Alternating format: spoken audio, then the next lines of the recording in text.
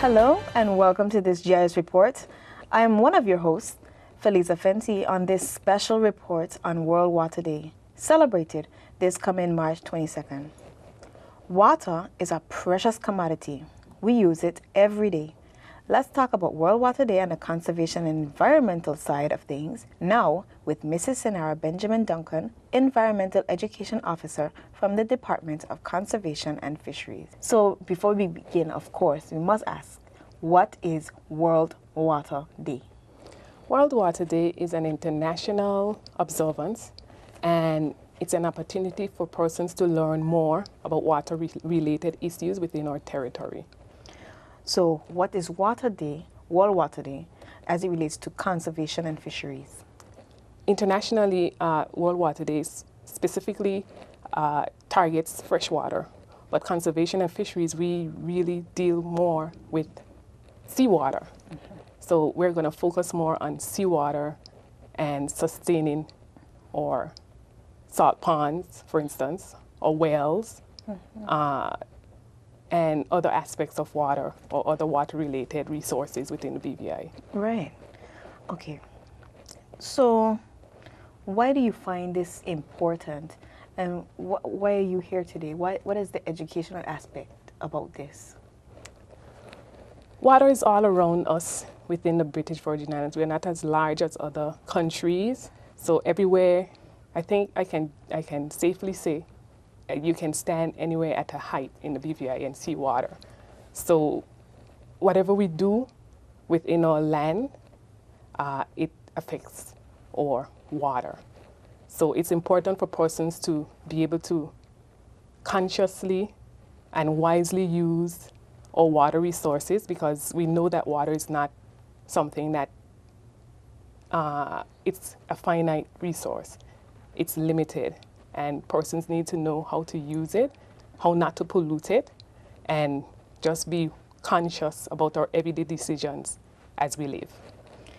What is the Conservation and Fisheries Department doing in terms of improving water in our territory? In our territory, we've had a wet campaign in 2014-15, and we've been around to schools educating the public, educating the students, because we have to start young, and that way, as they grow with that information, they would know and be wiser in their choices and do what they need to do to conserve our water resources, and know that it's, as I said, it's not abundant. Well, there's no more there than when the planet had just started or begun, was first created. So water is a finite resource, right. And we are teaching the students how to better deal with water on a day-to-day basis. We've been to the various schools, and we've also had water monitoring, water quality monitoring done within the territory, and this describes the condition of water, right, how it can be used for a particular purpose. Right, right. You know, that's really interesting that you said water is a finite resource. You know, sometimes you tend to think that you can get, that it's just there, There's it's just so there much, everywhere, and yes, it can continuously come, and it's always coming. Yes. You never really look at it as you can't really create matter. That water is there, and what the water that is there, like it's going, Yes, it can end, you know. Exactly. It can stop. So we have to be careful how we use it. Right, right, and conserve, thus Yes, conservation. Yes. Okay. Some may think that water is just a simple topic and that we know everything about water. Is there anything else that you can tell somebody that we don't know about water, especially here in the BVI? Something new that we can add to this conversation? I can tell you, educate yourselves. I would say educate yourselves, because we're always learning. We at Conservation and Fisheries, our mandate is that the environment is safe and conserved properly. It's preserved. We set out regulations, we set out policies. So if they have spare time, they can go to our webpage, and maybe they can come in to the department, and we can assist them in their information. We can provide them with our service charter. We have information online, and we're here to assist. We are very much available as long as they make themselves available. And maybe they can learn a little bit more about what we do and how important the water resources are to the British Virgin Islands. Because remember, we also depend on tourism. We have to keep our beaches clean. So to do this effectively, they have to be also willing to learn and be open to new things and learn new information. Right. Not just because it's World Water Day, they want to learn about water.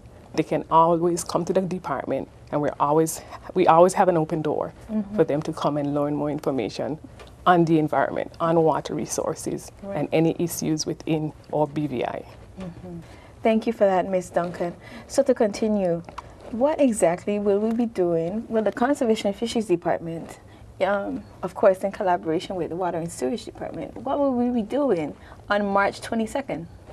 We would be doing education campaigns. We'll be having almanac so they can listen out for the radio during the week of the 21st. Right. And we'll be having, tips or facts on World Water Day information, water resources information, conservation, and water quality information. Right. So they can educate themselves, because we push awareness and we want them to be able to know when we're doing the different campaigns that they can listen in. Right. So we're encouraging persons to listen in to that activity. We're also having an exhibition along with Water and Sewage, in collaboration with Water and Sewage Department, at the park on the 22nd on World Water Day. And that would be a good venture for them to learn even more, especially schools, groups, any interested persons who there are people who doesn't like to see water wasted. Right. So if you don't like to see water wasted, or even if you care about the water resources or want to know what the water resources are in the territory, you can come out on that day, the 22nd of March, in the Noelide Positive Action Movement Park. What tips? I know that my colleague from Communication Work, she will have some water tips from Water and Sewage as well. But I wanted to know what conservation, environmental water tips that you may have that you would like to share with us at this time. You want to share with everyone? We would like to share septic systems. We are encouraging persons to maintain their septic system. Those who have pets, scoop up after the pet. Don't leave it there. Just scoop it up and put it. Yeah, it can contaminate water. Yes. Wow. Also, we have those with boats, with the storage tanks, to do their dumping at least 1,000, a half a mile Wow. away from shore. Right. Right. 1,000 yards, and also we have those with dumping of oil. They need to find the appropriate places to dump the oil. Drums. Yes. Right. Yes. Right. Also, we have dumping of waste down drains. That also affects the environment and affects our In terms water. of waste down drains, what particular type of waste are you talking about? I mean, say I have some old juice and I just want to throw it down the drain. That's okay, right? Yeah, that's fine. That's fine. But we're talking like drums of oils. Well, you're not going to dump drums of oils in your sink. But it's like a drain. Anything that goes down, for instance, guts. If you dump your waste oil within guts, that affects, and that goes directly to the sea, because remember, rain falls and it takes it and carries it directly to the sea. Right. And I just want to clarify for persons who may not make the connection. When you do something like dump in a gut or throw away oil drums inappropriately, or just any waste disposal that you may have and you just let it sit there inappropriately, it can affect us humans through the water that we drink. Yes. And it can also affect nature, can it? Yes, it devastates ponds. Wow. It devastates because remember, it's not as dissolved, it doesn't dissolve as easy as sugar. Right. For instance. So we're advising not to do the dumping within guts and areas where water can take it and take it directly to the sea. Because I imagine that guts, are full of lots of wildlife at Yes. times. Sometimes you have little fish Yes. or crabs Yes. or little creatures in the mangrove plants sometimes. Yes, that's not okay. It's and not okay. when oil gets in there, it's just clogging up everything. Everything. Right. Okay. Well, now we want to talk about the big picture and World Water Day. And I want to ask you if you will, if Conservation of Fisheries will then be involved again probably next year with the department? Yes, we're anything that can bring awareness to the public, Conservation of Fisheries will be involved. We will reach out because this is a part of our outreach program, and we will reach out to others and let them know that, hey, this is part of our environment and we care about the environment, and we want them to care about the environment as well. Right. What is the overall goal for reaching out and doing all of this television program or radio program? We want to encourage partnership. We want to encourage persons to come out and take a part, take action along with us, and get a feel of what it feels to know that you have not a perfect environment, but something that's getting close to such. But we're hoping for the best this year, and we will look forward to seeing everybody come out and join us. Suppose I want to contact the department to either assist, offer information, offer aid, or get some more information so that I can create a group that can offer aid. Who do I call? What is the number or email address? You can contact myself, Sonara Benjamin Duncan. Our number at the department is 468-2700, or you can even call my personal extension, 468-2761, at the department. Thank you. Thanks for that. Well, Ms. Duncan, that is all I have for you for today. Thank you for joining us on the program. And thanks for watching our short interview, everyone, with the Conservation and Fisheries Department. I am Feliza Fenty. Now we'll turn over to my colleague from the Ministry of Communication and Works, Nikita Turnbull, talking to the lead department on activities for World Water Day, the Water and Sewerage Department. Thank you, Mrs. Fenty, and here with me is the Director for Water and Sewage, Mrs. Pearline Scatliff-Leonard. Thank you for joining us. And thank you for having me, Ms. Turnbull. So firstly, tell us a bit about what is World Water Day and what does it mean to the Water and Sewage Department? World Water Day is an event that started back in 1993 with the United Nations Water Group. And since then, on the 22nd of March each year, they have been hosting such an event. For the Water and Sewage Department, what I see in it is that it provides the opportunity for us to share more information with our residents of the BVI. I see it as helping us to share with our stakeholders, activities that we are doing or activities that we are involved in to make life better for us here in the BVI. So to us, it means a lot, just to get that information out there. So on the day, what can we expect to happen on March 22nd for World Water Day?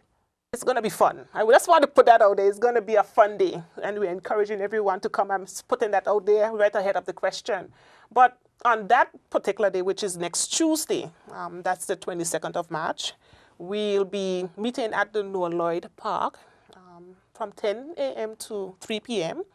Of course, we do have a formal ceremony at the beginning of the whole event, where we'll get an opportunity to speak with, or the Ministry of Communications will be making a presentation there. I guess I am supposed to give very brief remarks there as well. And we have a host of other supporters like the Conservation and Fisheries Department, that those are the partnering department, that is the partnering department with us. So we are looking forward to working more with them on that day.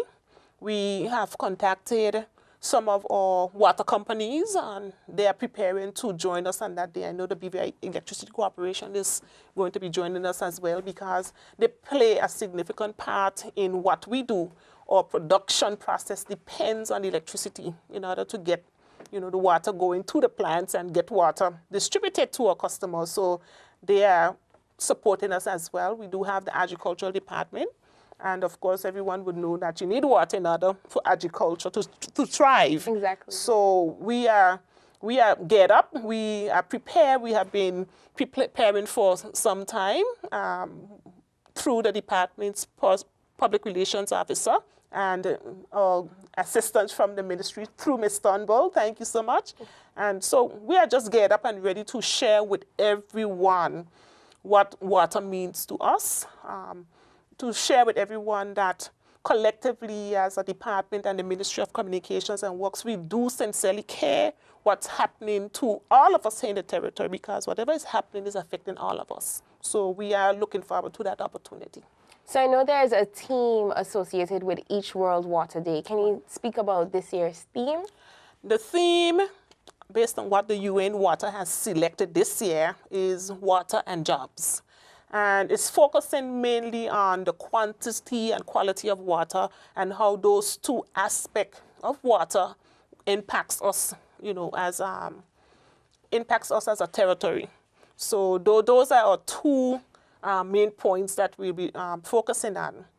When we talk about water quantity, we're talking about making sure that we are able to supply all our needs with the water that we are getting. So our production must be on par with what our supply needs are. What is the department doing to improve the distribution network? I know you briefly just mentioned it, but what exactly are you doing to improve the distribution network? Okay. What collectively, collaboratively with the ministry, what we have done, we meet regularly on a Tuesday morning, and these Tuesday mornings are strategic meetings where we plan or chat with what next should we do to improve this area, to improve that area. And so one of the activities that came out of the meeting, because the department always had a operations and maintenance division, but what we realized is that the operations aspect of that division was not in operation. So recently we were able to, through the special project unit in the ministry, that ministry is working very closely with us, very keen technicians in there, with a wealth of knowledge. So we welcome that additional help. And we were able to put the operations unit of that division into operation. So we do have on a 24/7-hour basis now, individuals or employees, our very own employees. We redeployed some of our employees to that area to check our pressures, to be checking our pumps, to be checking different things. And of course, we are working with a infrastructure that's a little bit poor in state. So we will continue to have little breakdowns here and there. But at least now what we are doing, we are catching most of them before we get major complaints and so forth. And like I said, we are, the pumps, issues. And I know with the good ministry, we are on the way to getting some of those pumps replaced, to multi-stage pumps, where, there will be hopefully no disruption to our services, going into the future, very shortly and going into the future. So along with enhancing the distribution network, conservation is always important. What tips can you give the public to conserve water to help sustainability? One of the things we need to understand is that although we have, I sometimes come across persons who say, well, we have so much water in the sea. Why are we always without water?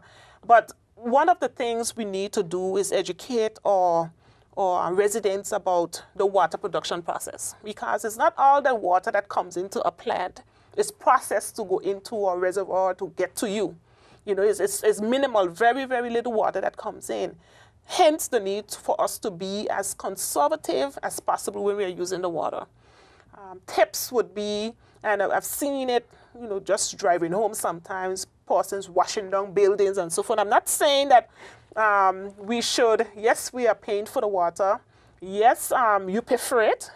Yes, we should make it available, but we need to work together. We're all stakeholders. The Water and Sewage Department, we rely on the customers and our residents and everybody to do their part as well. So if you're washing the car, as opposed to hosing it down one time with a hose, you take a bucket.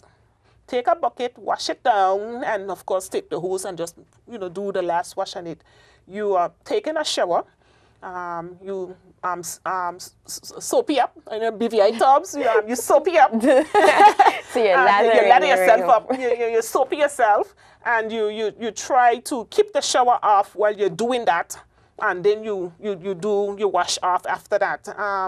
We have persons, I know, I've seen it in a few homes myself. Don't stop me from coming from your homes now, but I've seen it in a few homes myself where individuals would be washing dishes with the water running.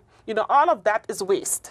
And I think it's because we're not conscious of what happened. Of what's happening. Right. We only know when the water is gone. When it's gone. we are not conscious that, okay, that having the tap on is actually being taken from somewhere else, and that exactly. we're contributing. Right. And one of the things we don't realize also is that the energy connected with that water that you're using, because we use a system of pumps and pipes. Pumps are in the system, and those pumps feed off of electricity.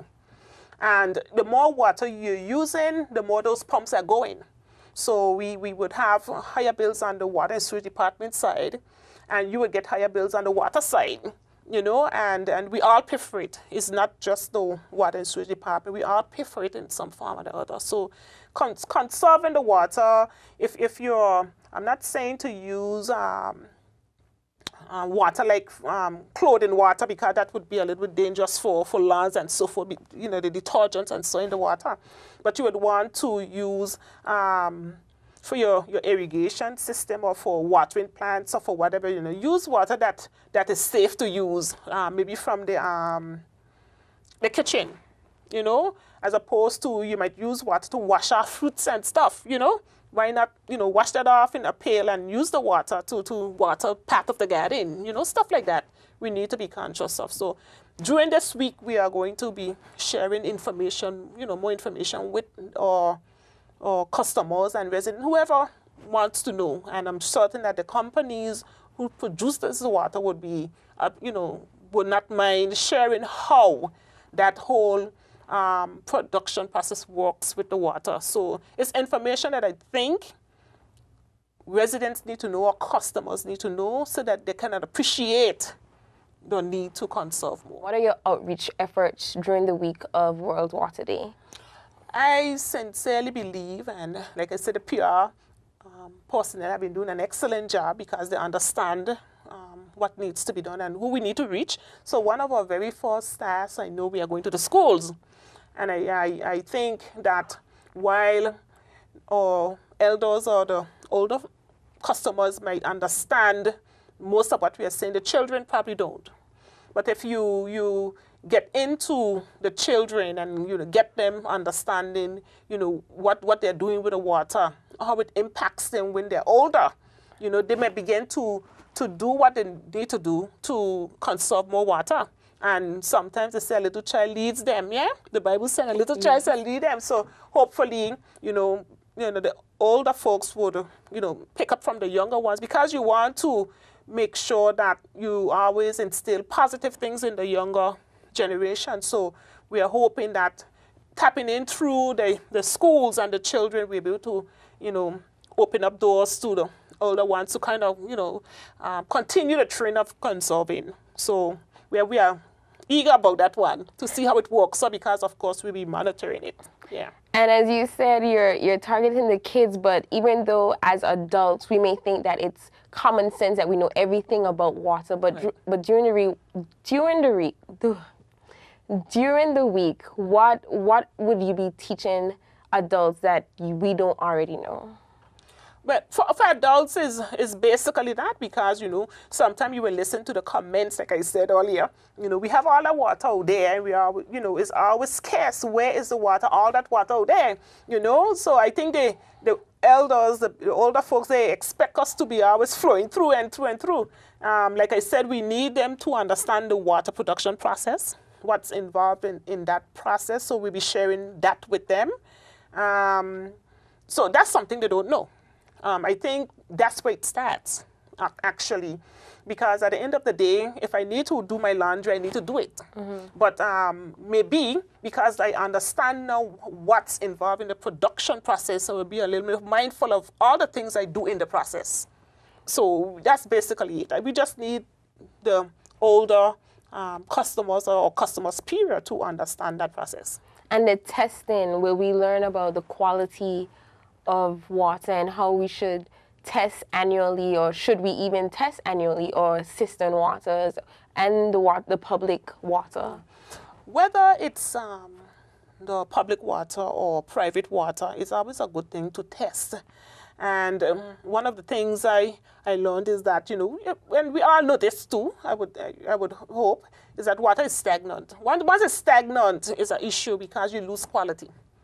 And if, for instance, if you have a cistern, the water is still, and contaminants and so forth can develop in that area. So you want to test your water for, the various bacteria that could make you sick. You don't want to be ill. Likewise, the water in our system. Yes, we do disinfect. We do, not the department directly, but the production plants to do, dose the water with a little bit of chlorine to make sure that bacteria that kill and so forth. But just think about it. If water is in a pipeline and you're not using it for a while, just think on it. You're actually calling for bacteria to grow in that stagnant water. Exactly. So you always want to be testing. You always want to be testing too, because you're using pipe work, and anything can develop in pipe work. Bacteria in the water going through the pipe work. So you want to catch those various type of bacteria before you make yourself ill. So I always try to encourage everyone, whether it's private or whether the public system, to come in at least once a year and get your water tested. And I said it all, I think I said it a couple months back, that you want to know your water status. You always want to know your water status. Everything has a status, and you want to know your water status, because that's the agency I'm representing, your water status. Thank you for joining us, Mrs. Leonard. Do you have any last words to say about World Water Day? Like I said before, a bit earlier, the day is very important to us because it provides another opportunity for us to share with our customers, residents of the BVI, what the Water and Sewage Department and the Ministry of Communications and Works are doing to improve our water situation here in the BVI. It gives us the opportunity to share with everyone why we need to, as stakeholders, because we are all stakeholders in this industry, why we need to conserve as much as we can.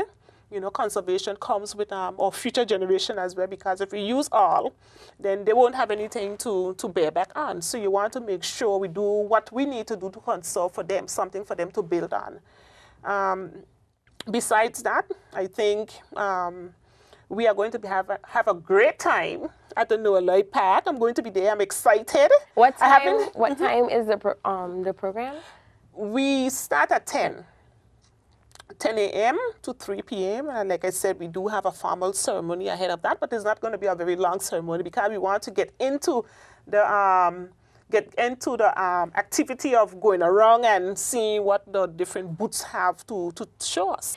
Thank you for joining us again, Mrs. Leonard, and for giving us more information about World Water Day and how we can conserve water and contribute to the sustainability of our territory. For more information about World Water Day, please contact the Ministry of Communications and Works at 468-2183. World Water Day will be held on March 22nd at the Noah Lloyd Positive Action Movement Park. I am Information Officer Nikita Turnbull, reporting for the Ministry of Communications and Works. Thanks for tuning in.